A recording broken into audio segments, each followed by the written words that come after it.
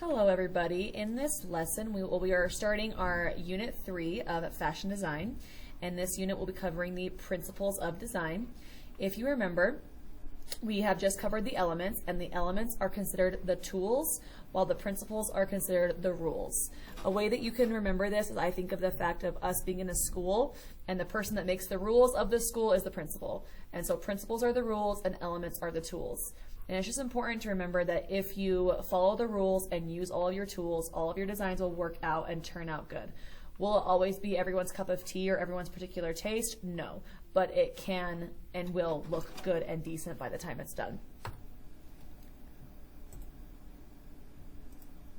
So the principles of design that we'll be discussing in this unit are scale and proportion, balance, rhythm, emphasis, and harmony.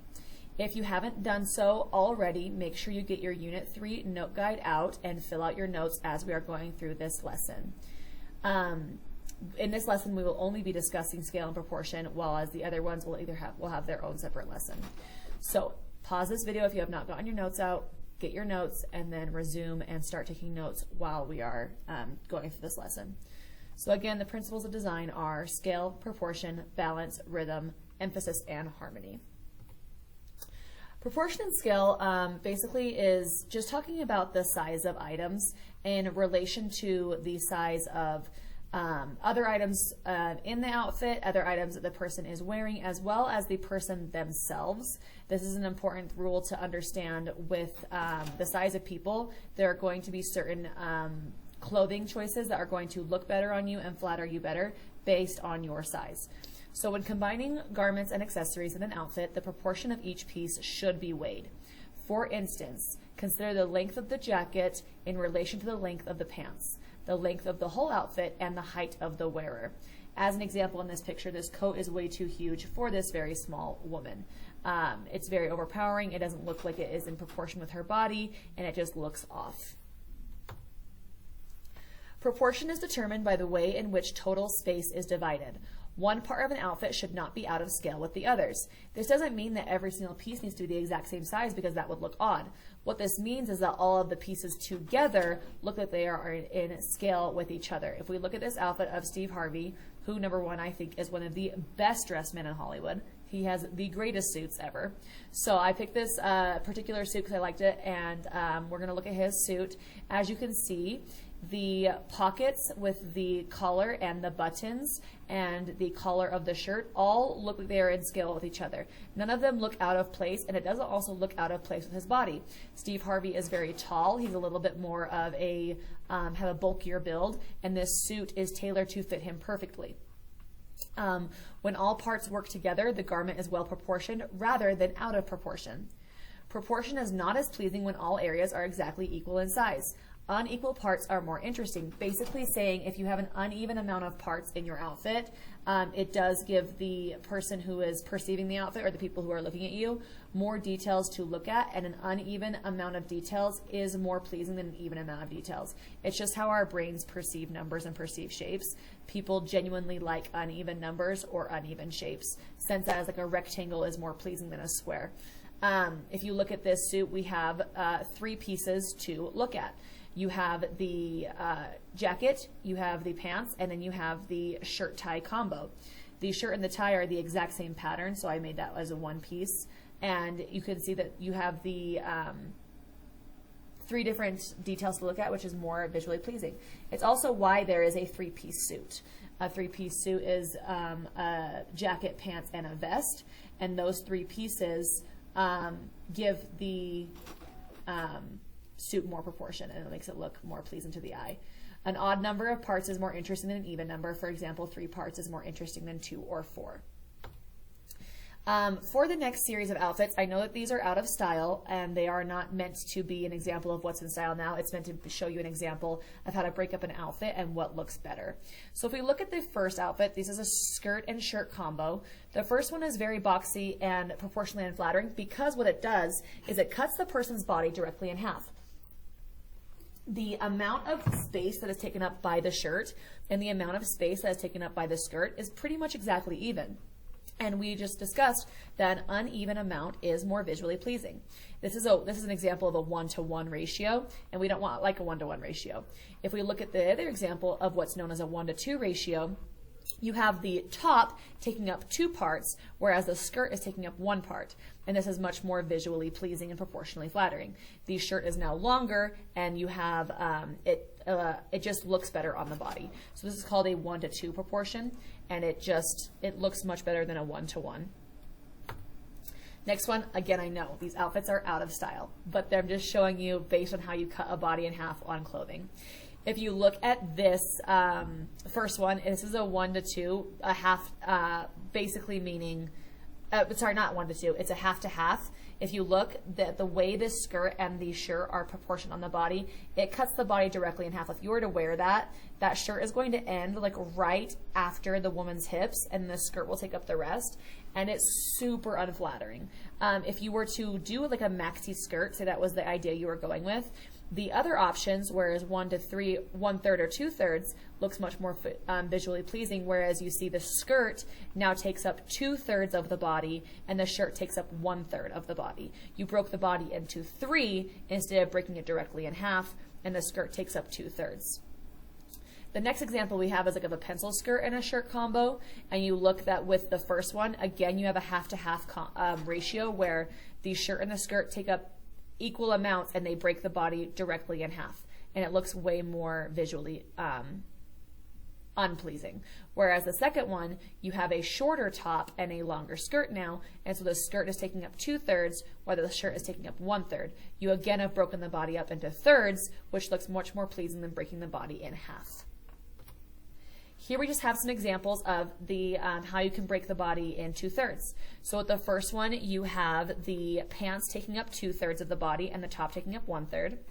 In the second one, you have the skirt taking up 2/3 and the top taking up 1/3. And in the third one, you have the jacket taking up 2/3, whereas the rest of the pants take up the 1/3. Here we have an example again of dividing the body in half in the first picture and how it looks very visually unpleasing and proportionally unflattering. Here is an example of it being done a lot better in the second picture, whereas now the skirt is taking up 2/3 and the top is taking up 1/3.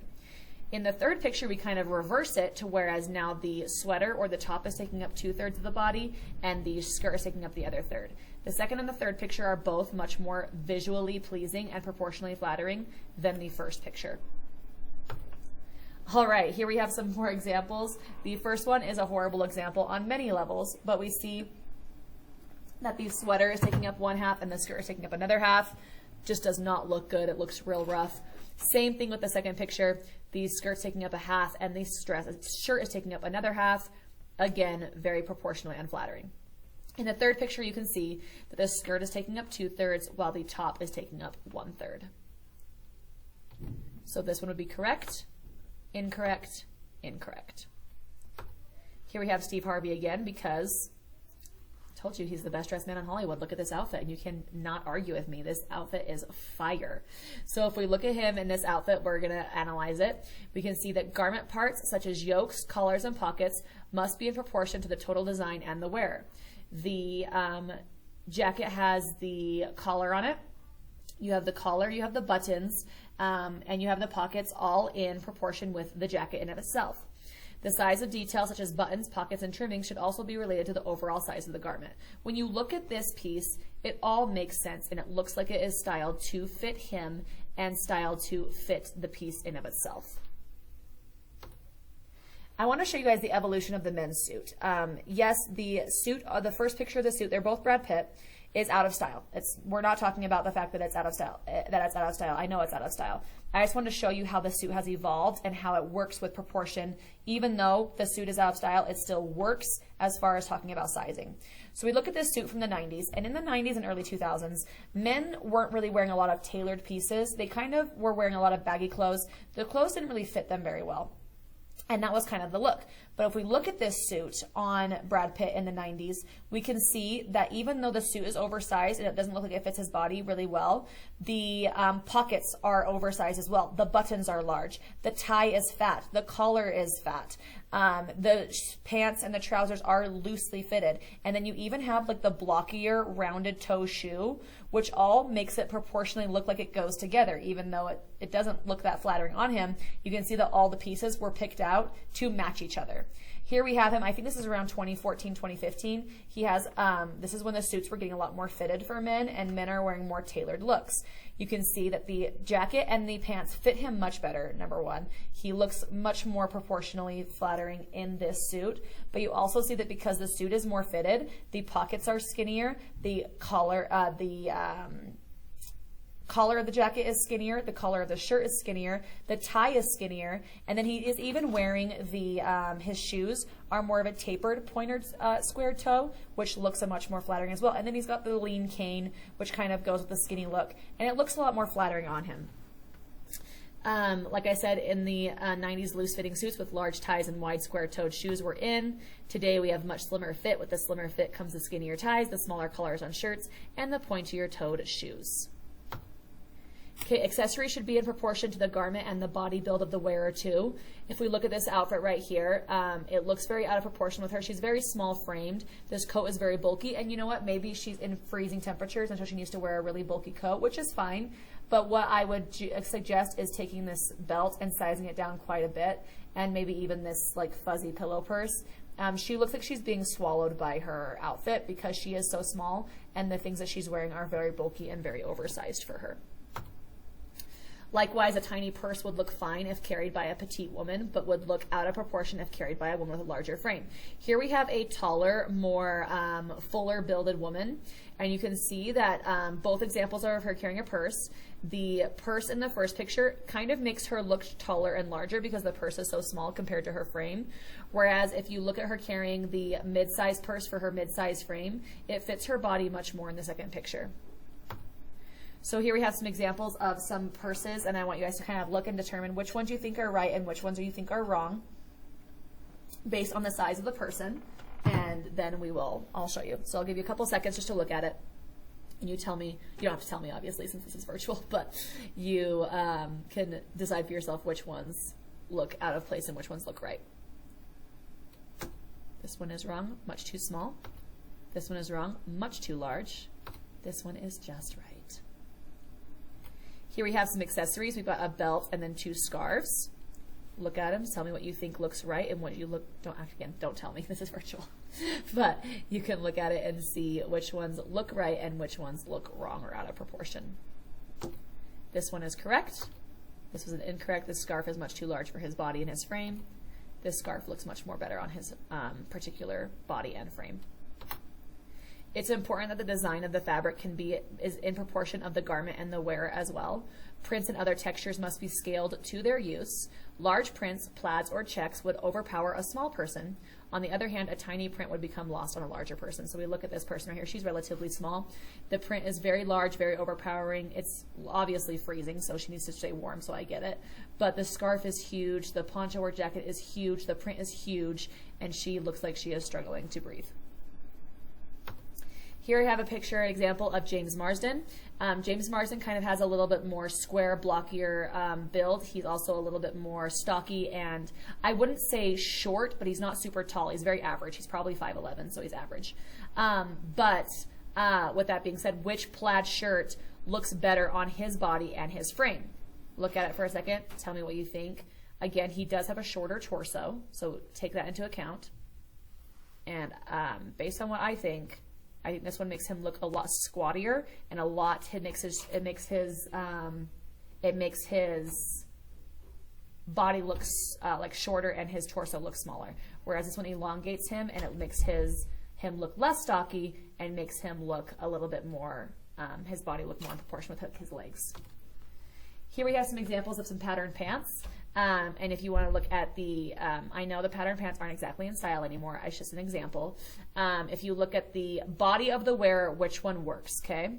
So you look at the person. Reese Witherspoon is very, very small. We have a very small woman, a mid-sized woman, and a plus-size woman, and I want you to look at the pants and see, do they work for their body type?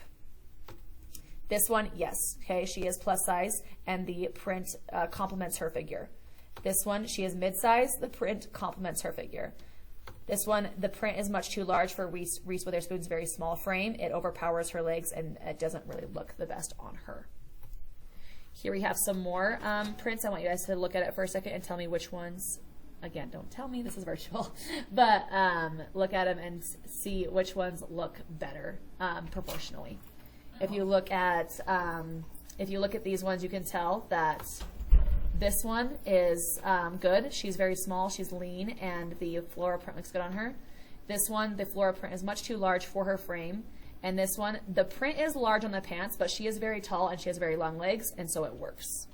So here's the assignment you guys are going to be doing while I'm gone. You are going to use the fashion magazines in the back of the room.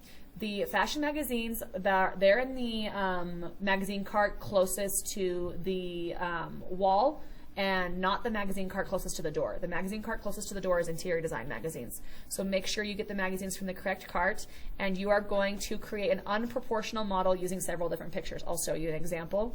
The example is in the Canvas underneath this lesson. Sorry, I thought I put it in this PowerPoint, but I did not. So what you're going to do is you're going to go after this lesson and you're going to look at the example and you're going to see what you mean. You're going to go from head to toe and you're going to cut out different body parts of different people and basically don't follow a single proportion scale rule that we've talked about, and you're going to create a pretty terrifying person and create your unproportional final model. Create your model on a piece of black cardstock and glue down each piece to create your full model and title your finished product proportion ? This will be part of your Unit 3 Part 1 designs, and that's what you're going to be working on the rest of the day. Again, once you're done, finished looking at this, just go into Canvas and go underneath this lesson and look at the example, and you'll know what you are supposed to be doing. Have a great day.